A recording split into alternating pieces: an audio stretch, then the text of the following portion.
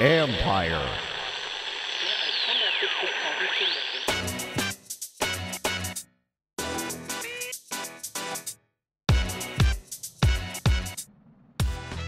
The one-man gang is transitioning to the next chapter, but he takes some time to take us inside the shift that we're seeing in the NFL. What's up, everybody? It's Mike Jones. Thanks for coming back for another episode of the Football Jones podcast. You can read me at usatoday.com. Follow me on Twitter and Instagram at @ByMikeJones. And today we're joined by my buddy Lorenzo Alexander. You've heard him here on the podcast before, and now he's a retired NFL player. He spent a long time in the NFL. His name was the one-man gang because he could do it all. Play special teams, play defense, play offense. Pro Bowl caliber player, Pro Bowl selection, and just really impactful on and off the field as a leader, also in locker rooms and with the NFL Players Association. And now, as he has just completed his first year of retirement, he's getting involved in a number of other little projects and things like that. As always, making an impact. So we're going to talk to him about that. Also, we're going to talk about the climate as we're seeing the NFL and the free agent market and what to expect as things kick off in earnest on Wednesday. Monday was the opening of the window that people like to call the legal tampering window. Really, it's just the negotiation window. The NFL lets teams and players negotiate for 2 days leading up to the start of the league year, and then they can sign them once the league year starts. It's been busy early, but then a number of teams, because of the salary cap reduction that we talked about last week with Joel Corey, aren't going to be as active. And there's going to be a number of players that aren't in that top tier. They're going to have to wait for things to shake out. But early on, we have seen a number of big deals. Shaq Barrett going back to the Tampa Bay Buccaneers, which is a huge re-signing for them, keeping one of the anchors of their defense in the fold. But nobody been more aggressive than New England Patriots. They signed Matthew Judon to upgrade their defense. They added Jalen Mills, former Eagles player, to help upgrade their secondary. They've also added pieces to their offensive line.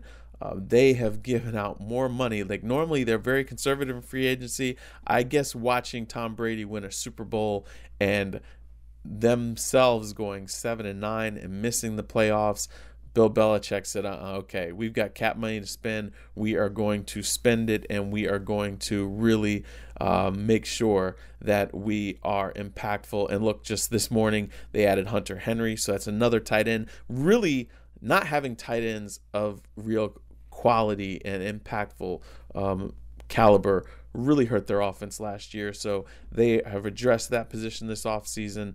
They've also, re-signed Cam Newton. They are going to roll it back and see if a more bolstered supporting cast will help Cam. Also, that'll give them time to get a young quarterback to develop behind him, because Jarrett Stidham just isn't the answer. So we'll see what happens in this year's draft if they draft a player to develop behind Cam. But it's going to be interesting. Wednesday, we'll see more deals roll through, and then things will probably start hitting a little bit of a lull as teams, kind of go in the conservative approach spending-wise, and players will have to wait and see how things shake out, weigh their options, and then sign. But it's going to be interesting to see how it all plays out. But now let's get to our conversation with Lorenzo Alexander, who, again, recently retired, but definitely not kicking back. He is serving as a personal coach to guys getting ready for the draft.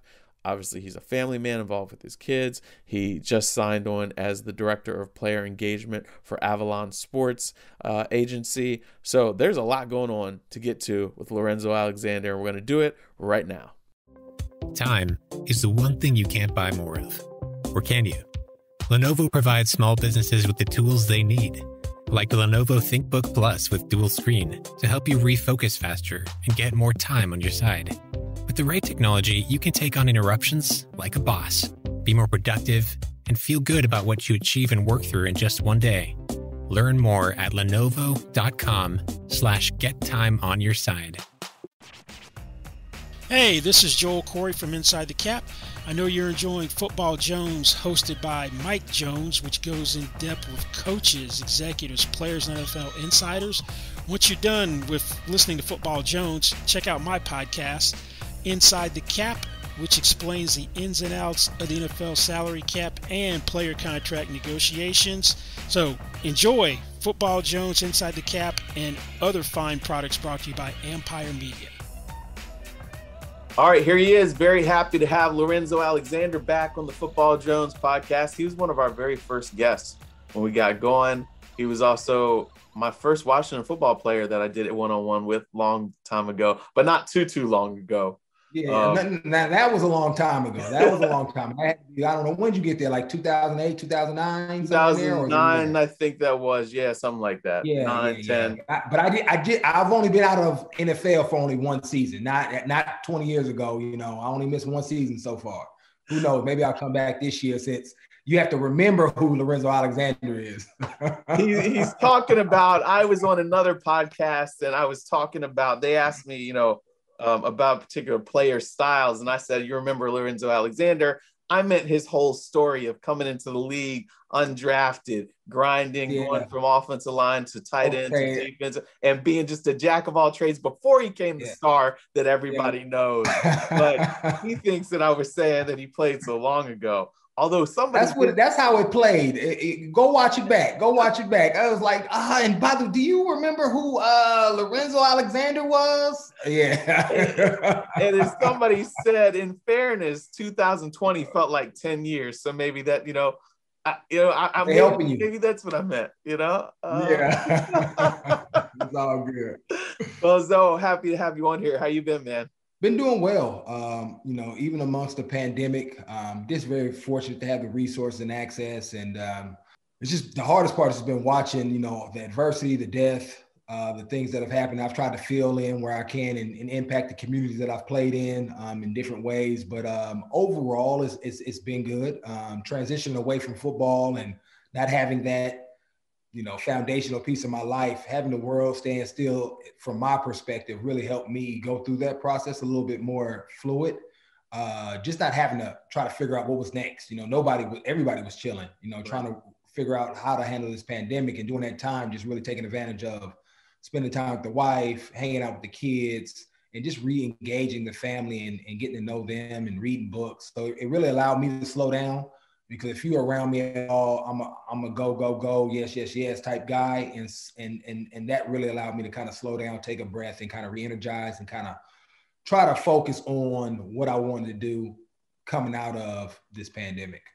Yeah, I mean, and you had a busy off season because you guys were negotiating the new CBA and everything. Yeah. Then lots of meetings on haggling about what this new mini CBA amid the pandemic would look like. So you really haven't had much, maybe it's not the grind of football, but you've had a lot going on still.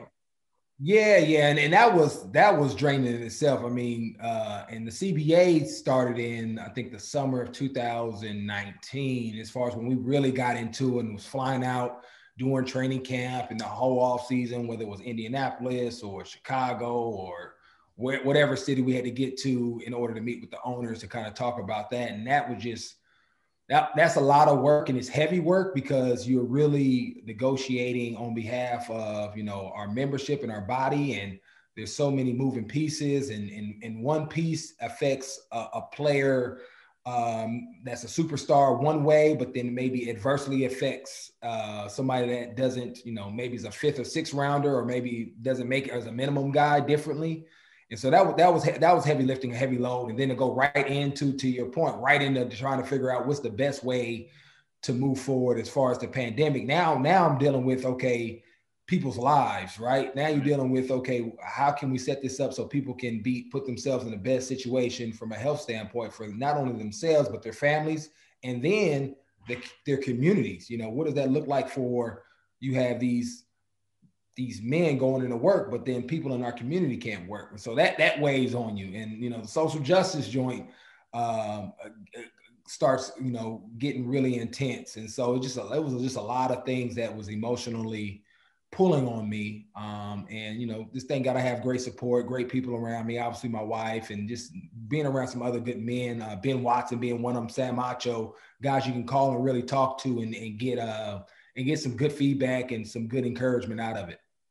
What was the key once all that died down to just navigating this season, I mean, of not playing, you know, and watching these games?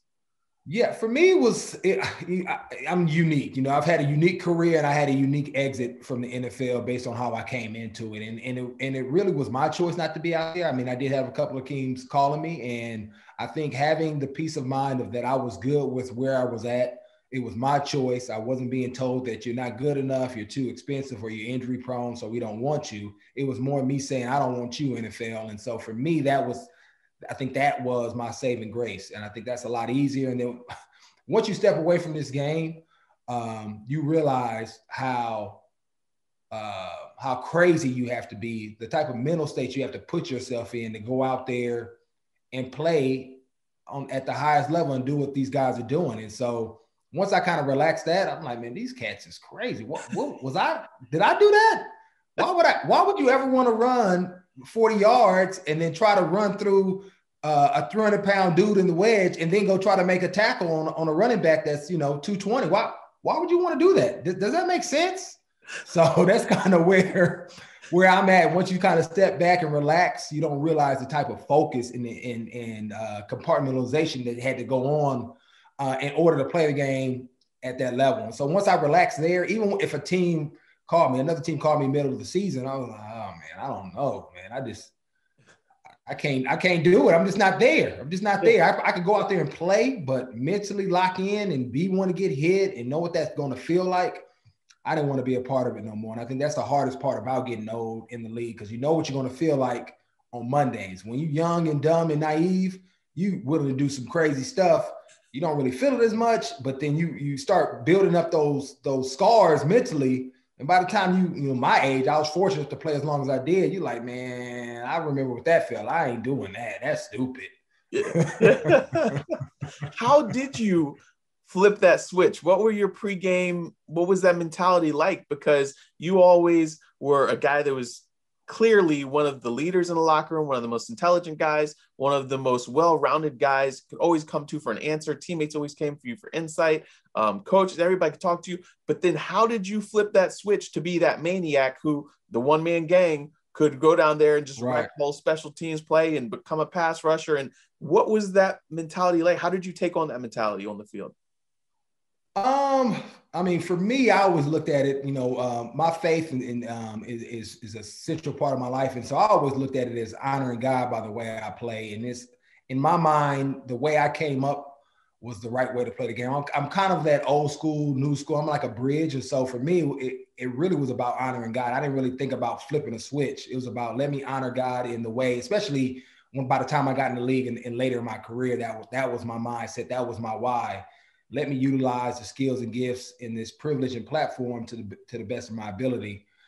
And then always, you know, having great teammates, having some good coaches allows you to do that even at a higher level, because now I'm not just doing it for myself, I'm doing it for other people. And then you throw in there having a family that you have to feed. Yep. It's easy to get into that switch, right? Because I'm honoring God, and then it's about supporting people and the relationships that I have. And so for me, it was never an issue of being able to flip that switch, and then I was able to turn it off. And I know that's a hard thing to do. And so I wish I could speak to how I did it, because some guys can't. Some guys, it's hard for them to turn it on and so, or turn it off. And so I guess for me, I tried to be, I think because of my faith was a central foundation of just who I became. It became much easier for me to get in and get out of that, because that's what I did all the time. You know, I was always trying to honor God throughout every aspect of my life. How I was going to be a father, how I was going to be a husband, how I was going to be in the community. Unlike when I was younger, where I think it was a little bit harder, because then it was about, I got to get angry today. Well, today I'm not angry. So, you know, so I think because I developed that foundation of the why of it being of honoring God, allowed me to do it much more seamless and more even keel and more balanced, especially once I, you know, got to Washington and started really taking off. So while everybody saw you as a football player, you saw yourself as much more than a football player. That was just a component of your identity. Oh yeah. It was something. It was a vehicle. It was something that I did to be able to extend God's kingdom, be able to impact the community.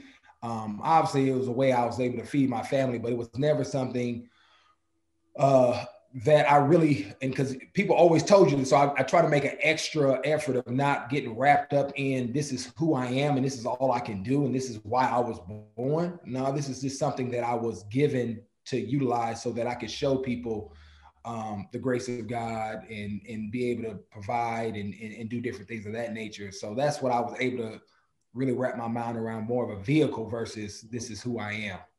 Gotcha. What was it like watching Buffalo this year, on day? I mean, they had a great season. Was it difficult watching their in the playoffs, or was that like you just waving the pom-poms and saying, good job, guys? Yeah, I was happy for them. It was something that I expected, so it didn't surprise me at all. I mean, because I had a front row seat the last 3 years and saw the culture that Brandon, Sean, and the men were developing, and I was a part of that piece. And so I knew that they were going to take the next step. I knew that they were going to be in the NFC or AFC championship. I just didn't know if they were going to be able to take that last step quite yet, just because of how hard it is to do. And so, I was cheering. Again, like I said, I didn't miss it because I already knew. And even when I was making my decision to retire, I made a conscious effort not to even make that a piece of should I leave or go, because it's so hard to make it to a Super Bowl. It's so hard to win in this league. And if you ever include that, you really set yourself up for failure. Because you could have, because even at one point when Tampa Bay, obviously they won it, but it was one point in the season where people was like, man, this team is not who we thought they were going to be, right? So many ebbs and flows of a season and injuries, just adversity. Obviously this year, overcoming a pandemic. It's just so many things that it makes it hard. So for me, I was happy for them because they were rising. They had learned from the 2019 loss of Houston how to get better. And a lot of those, they called me Uncle Zoe. And so I got to see young cats that I got to pour in, take that next step and develop and start to achieve. We just had Matt Milano, guy I was with since his rookie year. He just got paid. So I was happy for this success because even though I wasn't out there, I was still a part of it because I really had my hand and impact and influence on a lot of those people. So even though I wasn't in the locker room, I was there in a sense because I had an opportunity to just be a part of a lot of guys' lives and help them grow and hopefully help them, put them in that position of where they were able to get there as far as that AFC championship game. Gotcha. So for you now, you've got a lot of different stuff going on. I've seen you've been training guys, preparing them for the draft, doing workouts with some of those guys. You just signed on with Avalon Sports, the VP of Player Engagement. Can you kind of talk about what this next chapter has entailed for you?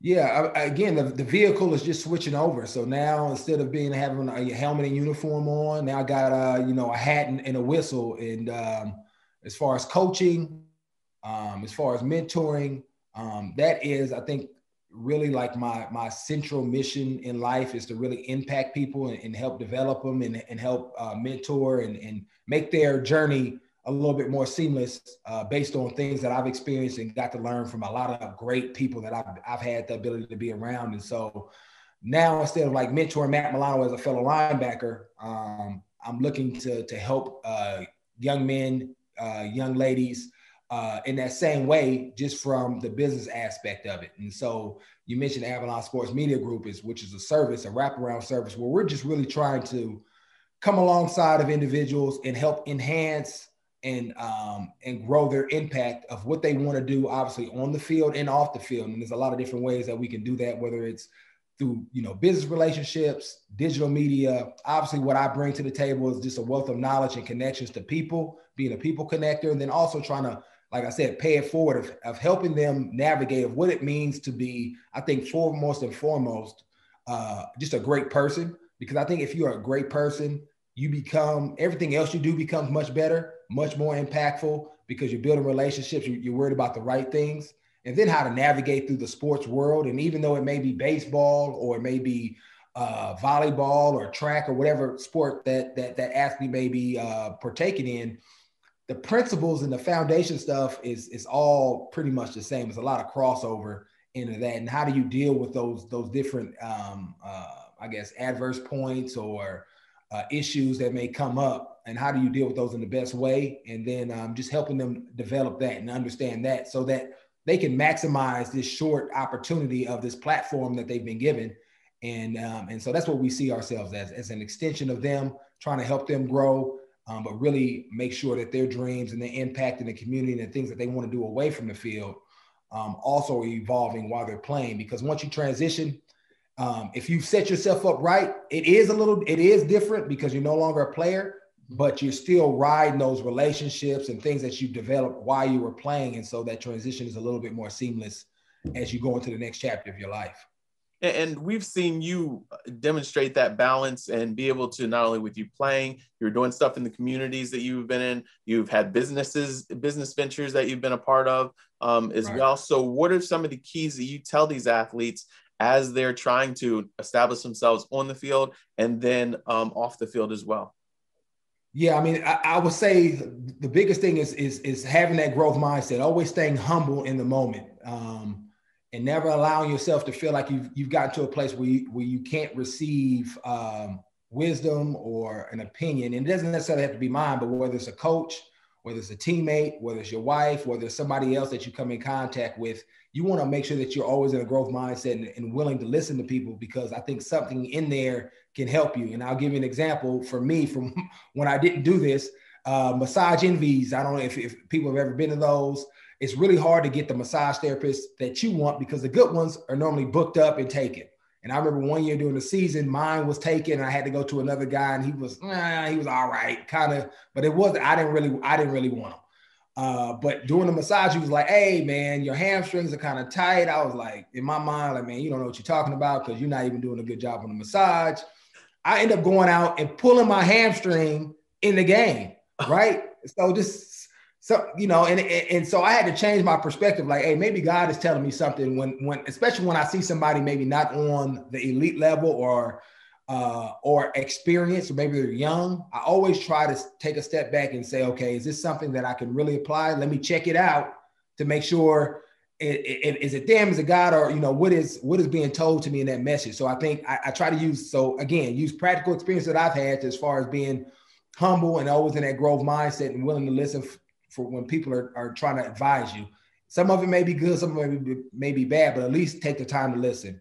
And then I'll say number 2 is just building great relationships. Really get to know people, you know, past maybe your work relationship, because I think when you really dive into people's lives and really have a strong connection, it really just enhances the experience of whatever you guys are doing together. And then later on in life, things seem to always come full circle. And then another story off of that, rookie in Carolina, Brenton Buckner, one of a solid defensive lineman on that Carolina Panthers team in 2005. You know, I was listening. I was a good rookie. I'll say I was a good rookie, you know, trying to ask questions and figure things out, doing things the right way, showing who I was. And then, you know, I don't know, maybe 10 years later, he's the coach in the Arizona Cardinals.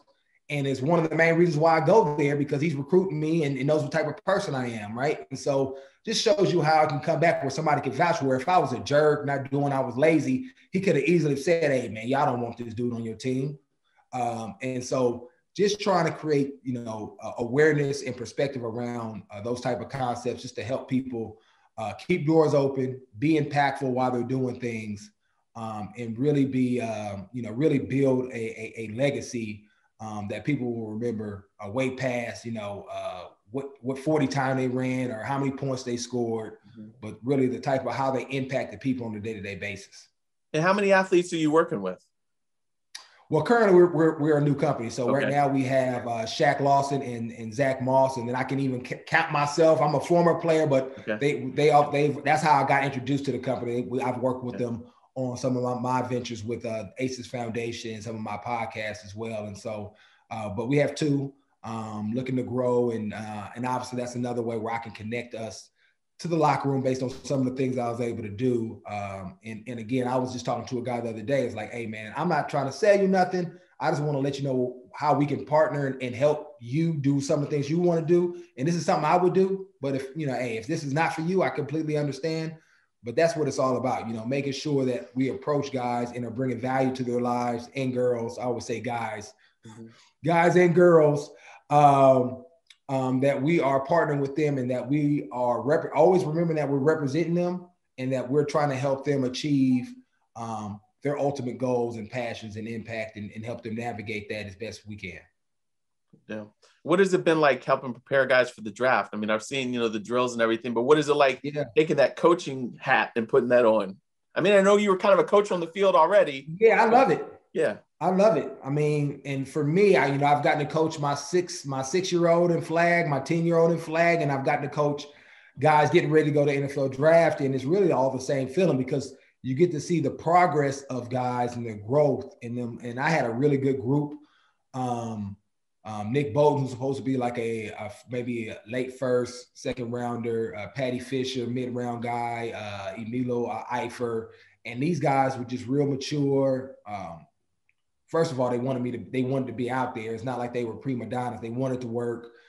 Really intelligent, high football IQ guys. And so it was a blast. I enjoyed it, to get out there and be a part of somebody else's process. And again, paying it forward in a different way, but just helping them and trying to give them little tidbits of what they expect. And, from the interview process to how they should approach issues that come up in the league, maybe some of the things and perspectives that people already had on them, and just trying to educate them the best way so that they can maximize this opportunity and hopefully, have long, successful careers.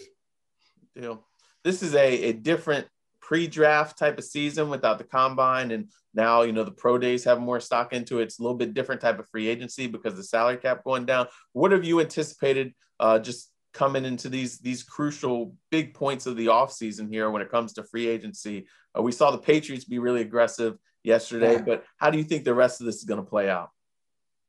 I mean, guys that would typically get paid are going to get paid, right? Because they're unique, talented guys, and those guys will continue. Teams, what I found, if they want somebody, they find a way, right? And some teams have more wiggle room with the cap space, but there's always ways to figure out how to pay guys if you really want it. So we're going to continue to see that happen, as we've seen that happen with some guys getting paid money, big money, and then it will slow down as you start working down the tiers, and then you'll eventually get down to your minimum guys. So will it be slightly different? Yeah, just because that middle class is not as much money there for them in this given year, but GMs, ownership, PA, the league knows that this thing is going to bounce back as we kind of get out of this pandemic and fans re-enter into stadiums, and just business in the world just starts moving again, as we've already seen that starting to happen now anyway. Right. And so maybe a guy that was a middle class that thought he's going to get something, maybe do like just sign me to a 1-year deal, and then next year hit the market again, if your age is indicative of you doing that. So I definitely see some guys being more strategic about maybe locking themselves into a 3-year, like slightly above minimum deal, and just, hey, give me one, prove it, and then I'll hit the market again next year. Gotcha. I was just about to ask you, would that be your advice to some of these guys, how they would handle it if you're pre-30 and then post-30? How does it different? How does it differ? Well, well, first of all, I think that pre-30, post-30 needs to be moved back a little bit, because and I'm talking from a GM and team's perspective, because the game isn't what it used to be. That 30-year-old being old was based off of football played in the 80s, the 90s, the 2000s, before we made this shift to a more player safety centric style of practice, OTAs, games, right? And so that's why you're going to start to see more and more guys. Obviously, we have a quarterback right now that's playing until he's 44, 45. Who knows when time is going to decide to stop. But even a guy like myself, I played until I'm 37. Ben Watson, 38. Thomas Davis, 37. There's a ton of guys, I think a lot more, that are playing into their 30s, late 30s, and still having productive years because of the way the game has shifted. And so I just say that just in the general. But to answer your question, every guy is a little bit different as far as where you're at, like your injury history, your production, how much you want to play, what you got left in the tank. All of that has to play into your mind as far as where you're at. And I wouldn't mark it at 30, because for me, I signed maybe 3 deals after I was 30, right? Okay. So it just depends where, if you're a running back or more of a position of that nature where, you just because of the nature of how that game is played, you're going to get hit almost every time you touch the ball. Maybe that's a little different. So I think you have to take in a whole bunch of factors before you say whether or not I'm going to take a 1-year deal, because that may be your last 1-year deal. Maybe you could have got a 2-year for something, but you signed that 1 year, now you're out of the league. So everybody has to make that decision for themselves and try to figure it out off of some of those factors that I mentioned. Gotcha. Do you remember when there was that shift, when you started realizing that the game was changing, and how much of it was rule changes, but how much of it was people like you understanding better ways to take care of your body to also extend it? Yeah.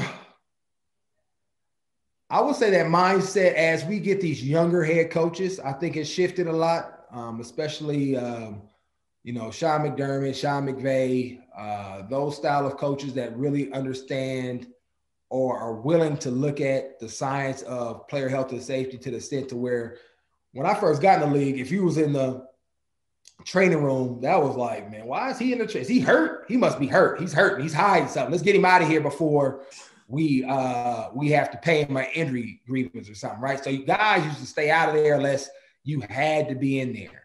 To the point to where we're now at with this transition, and you have a younger group of coaches, a new generation or bridge guys that understand the importance of, okay, let's not be dumb tough, as London Fletcher used to call it, but let's work smart. And so if that means that a guy needs to be in the training room to get his hip mowed and ankles mowed and back cracked and do a little soft tissue work, and that's going to allow him to go out there and practice at a high level so he's ready to play and he's not hurt and play, that makes sense. So let's not make him feel bad about being in there. It's not a soft thing. He's actually being very smart about it. And so I think as that transition has happened in the league, I know I've kind of grown with that as far as, okay, what are some new things out there that I can do, whether it's dry needling, cryo chamber, stretch to win, which is just a methodology of opening up your hips and creating mobility within your body. I've kind of grown with that. But yeah, for a while there, you didn't want to be seen in there. You had to do a lot of stuff outside the facility. Now teams are making that all encompass, all inside, especially like up in Buffalo. Right. Anything that you really needed from a physical therapy standpoint, they made sure they built out and provided, whether it was a physical room or machine, to actually like the human resources of people, from physical therapists to massage therapists to ART to whatever that may have been, making it, underneath the Buffalo Bills organization. So that was really cool to see that progression. And because of that, for a guy, especially like myself, it allowed me to play a couple of years longer than I probably, like if I had that old school mentality where we had 2-a-days and Wednesday, Thursday, Friday with the Joe Gibbs, I would have been out of the league 8 years ago. And Joe actually stole a couple of years. And so he may owe me probably $10 million, because I probably could have, played a couple more years on the back end and wait his money. They throwing his money around. I may be able to stick me a couple more out of it. So I need to go hit Joe. He won all them NASCAR championships over there. He got it. Yeah, you got to tackle, send a little your way. Right. Good deal. Well, Zoe, thank you so much. This is always, every time I talk to you, I always learn something, but this is fascinating, just to see just the way you're transitioning and then hear about the insides and outs of players being able to extend their careers and everything like that. So I really appreciate it. And best of luck to you with Avalon and all your many other ventures, because we know you can never do one thing. You got to do a lot of stuff. That one man game. Exactly. I appreciate you, Mike. All right, man. Thanks. You guys have a good one. Support for this podcast comes from State Farm, the good neighbors who offer you surprisingly great rates on your home and car insurance. State Farm agents are great at helping you personalize your insurance to match your needs, plus an award-winning app that makes the whole insurance process surprisingly great. So if you're looking for a surprisingly great rate that comes with a lot of other surprisingly great things, like a good neighbor, State Farm is there. Okay, thanks so much for Lorenzo giving us some time and as always, great insight, great looks behind the scenes, for NFL players, and just for him as well, and what's going on with his life. Hope you guys enjoyed that. Hope you guys have a great rest of your week. Again, you can read me at usatoday.com. We will have all the updates on free agency as they continue to shake out. And going to be plenty of interesting moves the rest of the way. One that we didn't talk about early, because I know got a number of Washington fans, is the signing of Ryan Fitzpatrick as their quarterback. Now, look, I know people are scratching their heads. It makes sense from a standpoint if you've got a veteran guy who's still got some left in the tank, and he can continue to help keep this team in the mix competitively. I don't think they're done at quarterback. I still think that they're going to draft a guy to go behind him, to learn, to develop, because we know you really cannot pin all your hopes on Ryan Fitzpatrick. It starts off with Fitzmagic, and then it turns Fitztragic about 5-6 games in. Like we saw with the Dolphins, he did well.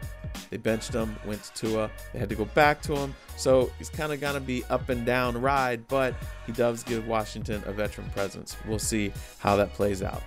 But again, we will keep you all posted on all of the action. You can read about it on usatoday.com. I'll be tweeting at by Mike Jones. And again, you can follow me on Instagram at by Mike Jones. Do me a favor, take this podcast link, share it with your friends, and give me a review, a subscription, and I will talk to you guys again next week.